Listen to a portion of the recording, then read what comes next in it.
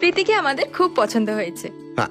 ও বউ হয়ে এই বাড়িতে আসুক, এর বেশি আমরা আর কিছু চাই না। না। না কি বলেন বাবা? হ্যাঁ, তাহলে বিয়ের দিনক্ষণ ঠিক করে ফেলি। হ্যাঁ, নিশ্চয় নিশ্চয়। আরে ছোটা হাতি সবাইকে মিষ্টি আয়, দিতে আয়, এই তো। বলো। হ্যাঁ, এই তো, এই তো। আরে, এই মিষ্টি খা। আয় এদিকে।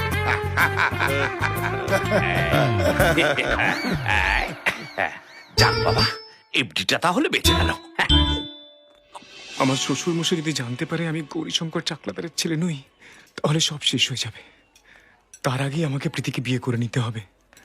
হাই গুন। হাই, এই কি করছো? একটা কাজ করো, এই ছুরিটা নাও আর আমার পেটে ঢোকাও। মানে মাথা খারাপ হয়ে গেছে নাকি? এখন অবধি হয়নি, তবে বেঁচে থাকলে হবে। কি হয়েছে খুলে বলো না। বলবো, তার আগে তুমি এটা নাও, আমার পেটে ঢোকাও। আগে বলো, শুনে যদি